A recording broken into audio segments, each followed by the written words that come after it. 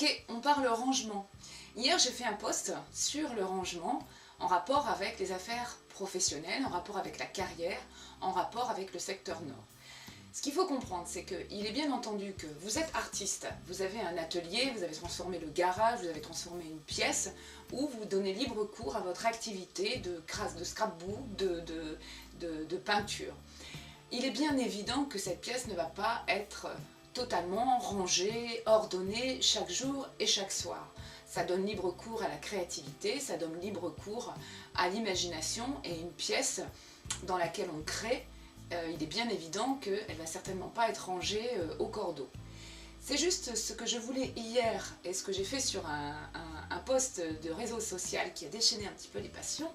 Ce que je voulais vous faire entendre, c'est que ranger, ordonner, ne pas laisser la maison tout à volo avec les chaussures qui traînent, avec des choses encombrées, avec tout un tas de bazar dans la pièce qui est dédiée aux affaires professionnelles, bien que parfois on n'en ait pas des pièces et que c'est peut-être un endroit, un petit bureau, une petite table dans votre pièce de vie ou dans un couloir ou dans une entrée. Et c'est là que ça devient important, c'est que l'endroit où vous travaillez, l'endroit où vous avez votre activité professionnelle, si tant est qu'elle soit chez vous, l'endroit où on fait les factures, l'endroit où on a des relations avec les autres au niveau professionnel, par le téléphone, par le fax, etc. Cet endroit-là, à partir du moment où on n'est pas spécialement dans la créativité, alors cet endroit-là, vous devez y prendre attention, parce que quelle que soit l'orientation et le domaine de vie auquel il est rattaché. Imaginons que vous travaillez chez vous, vous êtes VDI, vous êtes commercial indépendant et que vous n'avez pas de cabinet à l'extérieur et que c'est un petit endroit de chez vous. Cet endroit, il faut en prendre soin. Pourquoi? Parce que c'est chez vous, c'est à l'intérieur de chez vous et c'est une reliance totale avec votre professionnel à l'extérieur, pardon.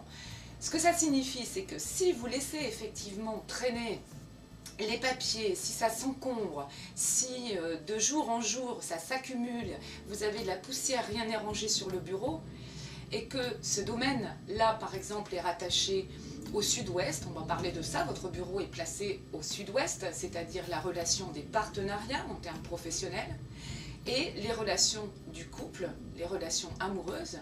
On a donc deux domaines ici, on entend bien qu'ils risquent d'être un petit peu contrariés à terme. Donc on ne demande pas un rangement au cordeau, mais essayez d'y prendre garde, essayez de faire attention à ce que régulièrement vous fassiez un peu place nette à cet endroit. Il faut qu'il soit aussi dynamisé. Si c'est face à un mur, il est bien entendu que face à un mur vide, déjà c'est pas très sympathique de travailler face à un mur vide, et ensuite en termes de feng shui, essayez de dynamiser ce mur, soit par des choses, des images, des représentations ou des objets qui sont en reliance totale avec vous, ce qui vous fait vibrer, ce qui est dans l'ouverture, soit vous le faites de façon personnelle parce que c'est chez vous et vous y mettez les représentations que vous souhaitez. Si on continue sur l'exemple du sud-ouest, imaginons que c'est donc en sud-ouest secteur terre, on va plutôt essayer de dynamiser et d'activer ce secteur avec des éléments reliés à la terre. Par les couleurs, donc la terre ça va du sable de la dune du Pilat ici, jusqu'à l'ocre rouge du bush australien. La terre prend tout un tas de nuances. Donc dans les couleurs, la palette est assez large, soit dans les couleurs pour le mur, soit dans les couleurs pour des rideaux, soit dans les couleurs pour l'aménagement du bureau en lui-même, en termes d'objets ou de décoration quelconque.